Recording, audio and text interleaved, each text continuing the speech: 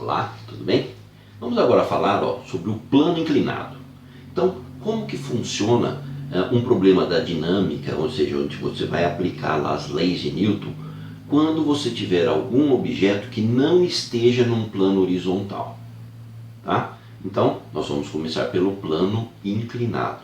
Quer dizer, se o plano é inclinado, isso nos diz que existe um ângulo aqui, entre o plano e a horizontal, e eu vou chamar esse ângulo aqui de ângulo θ.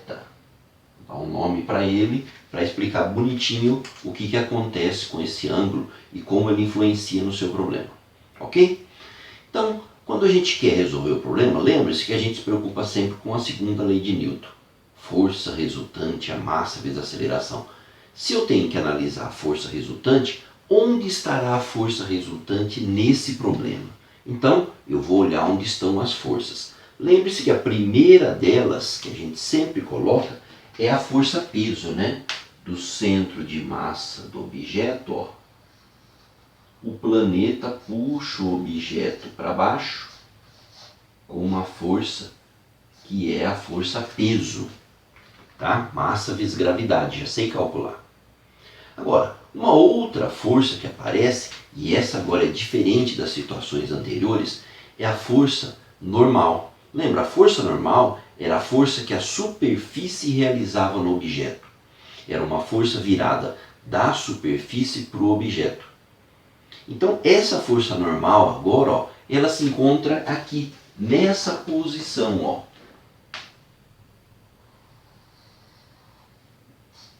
A força normal, ela é sempre uma força que é perpendicular à superfície. Então, se eu marcar a horizontal aqui, a horizontal não, a paralela do plano, tá? A força normal faz com essa paralela, faz com o plano 90 graus. Então, peso depende do planeta, aponta lá para o centro do planeta, ou seja, está sempre na vertical. A normal não fica sempre na vertical, ela acompanha a inclinação do plano. Se o plano inclina, a normal também inclina, tá? Então, eu tenho só essas duas forças se eu me basear num problema sem atrito. Então, como que eu devo proceder? Olha, se eu quero analisar qual é a força resultante, uma saída para fazer isso, acho que é mais simples, é mais clássica também, é a gente pensar no seguinte, se existe uma aceleração, essa aceleração ela vai ocorrer exatamente nesse eixo tracejado aqui, que eu já desenhei, e eu vou chamar de eixo X. Existe uma aceleração, o objeto se movimenta, é descendo esse plano. Agora, se existe um eixo X no seu problema, existe um eixo Y. O eixo Y é cartesiano, é perpendicular ao X, então automaticamente o meu eixo Y estará aqui, exatamente em cima dessa força normal. Aqui estará o eixo Y. Ok? Então veja, se eu trabalhar nesse sistema X e Y, a força normal já está em cima de algum eixo. A força peso não. Então é com ela que eu devo me preocupar. Essa força peso, nós devemos fazer as componentes da força peso, ou seja, nós vamos decompor a força peso no eixo X e no eixo Y. Essa decomposição parte daquele princípio de que eu vou ter, no lugar da força peso, eu vou ter duas forças cujas componentes, cujos valores, se a gente trabalhar com o resultado delas, é o mesmo efeito que a força peso, ou seja, serão duas forças que substituirão a força peso que está ali. Essas forças são decomposições perpendiculares.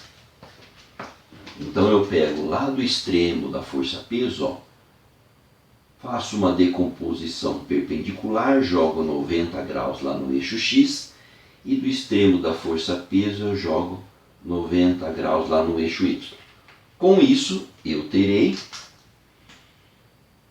o vetor aqui no eixo X, que vai junto com esse outro vetor aqui no eixo Y. Esses dois vetores juntos vão substituir o peso. A gente fala que é o peso no eixo X, Px e o peso no eixo y, Py. Também pode aparecer descrito assim, ó, quem que é o Px? Ah, é o peso na direção do movimento, na direção tangente do movimento. Então chamar ele de Pt, na direção tangente. E o Py está na direção da força normal. Então chamar o Py de Pn, o peso na direção da normal. Tá? Então são nomes que a gente pode encontrar aí pelas teorias. Então veja, eu vou pegar o peso e fazer a componente dele Px e Py, para a partir delas fazer a resultante. Ora, mas para fazer isso, eu preciso saber a posição desses dois vetores em relação ao peso. Eu preciso conhecer algum ângulo aqui, ó. Então o que a gente pode fazer? Esse ângulo θ aqui, ó, se eu prolongar a horizontal aqui, se eu prolongar a normal, o P, onde está o Py aqui, eu vou ter um outro ângulo aqui, ó, que eu vou chamar de alfa. Agora, ó, θ, alfa fazem parte aqui de um triângulo retângulo. Então, sempre no triângulo retângulo, a soma dos dois ângulos que não são lá o ângulo reto, né? A soma desses dois ângulos tem que dar 90. Certo? Mas se eu esticar o peso aqui, ó, analisar o peso, eu também vou ter aqui um outro triângulo, ó, que aqui é horizontal encontrando o vertical, é 90. Então é um triângulo retângulo. E aqui o ângulo é alfa. Olha, no triângulo retângulo, quando um ângulo é alfa, o outro é o θ. Então, num triângulo retângulo, agora esse menor aqui, quando um ângulo é alfa, o outro é θ. Ou seja, esse ângulo aqui, ó, entre o Py e o peso é o θ, é o mesmo ângulo da inclinação. Então, por isso que é importante que você conheça ou identifique na figura qual é o ângulo da inclinação. E aí, beleza, ó. Se você quiser achar o Py é um vetor que está junto com o ângulo θ. Quando ele está junto com o ângulo, lembra que a gente já falou disso, por exemplo, lá na decomposição de velocidades, né, para fazer lançamento oblíquo, tá? O Py vai ser o peso, tá com o ângulo, tá coladinho no ângulo, é o cateto adjacente, então é o Py, é o P cosseno θ. Quem que é o Px? O Px aqui, ó, é exatamente esse vetor, é o mesmo tamanho desse aqui, ó. Ou seja, ele é o cateto oposto nesse triângulo. Cateto oposto, então, é o seno. Então, o Px ele é o P seno de θ.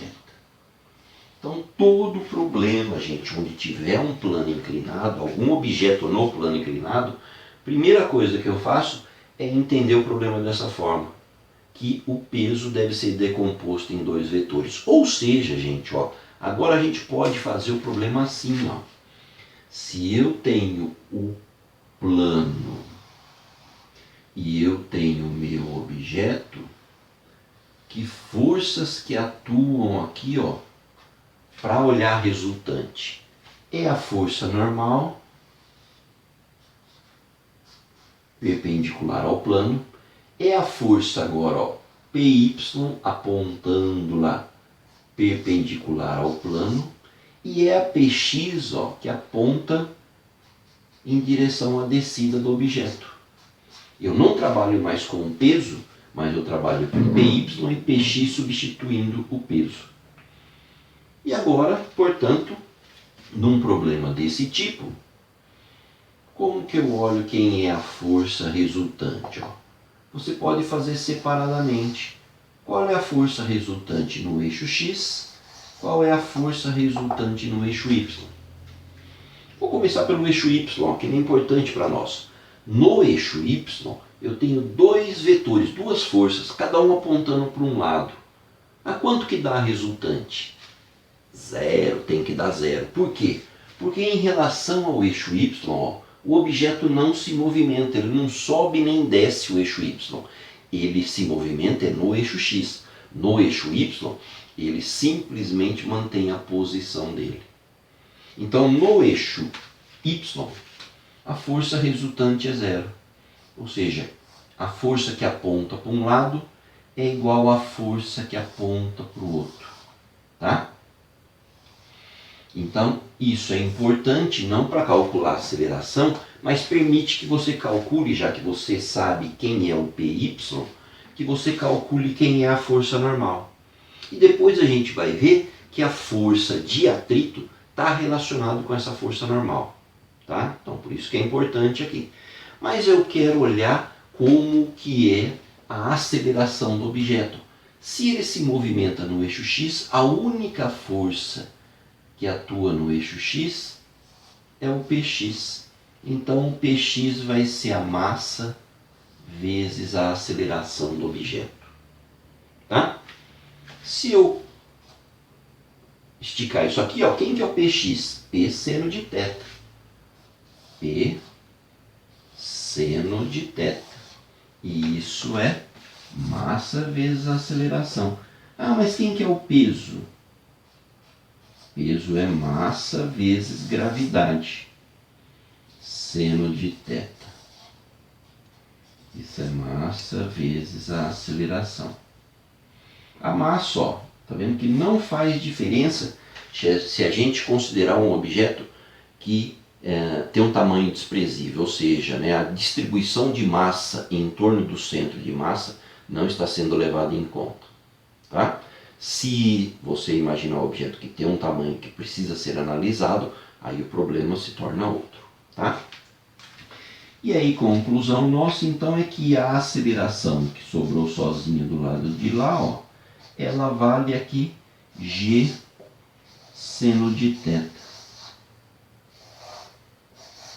Então, essa é a aceleração, no caso, gente, desse exemplo, que é um objeto sozinho num plano inclinado sem atrito. Agora, e se esse bloquinho tiver uma cordinha que passa em alguma roldana e leva em outro objeto? Então, o que você tem que fazer é simplesmente, não vai terminar o problema por aqui, mas você vai fazer essa etapa da decomposição da força e vindo aqui, ó, falar, nesse bloquinho tem uma cordinha nele. Então, se tem uma cordinha, por exemplo, tem uma tração, tem uma força que puxa ou para cima ou para baixo. Né? E a partir daí você continua o problema. Lógico que se tiver uma cordinha, quer dizer que eu tenho um outro bloquinho em algum lugar. Então é aquela coisa, vamos montar as equações para o corpo 1, para o corpo 2. Só que aquele corpo que se encontra no plano inclinado, eu tenho que fazer esse trabalho aqui, ó, com a decomposição, que é importante.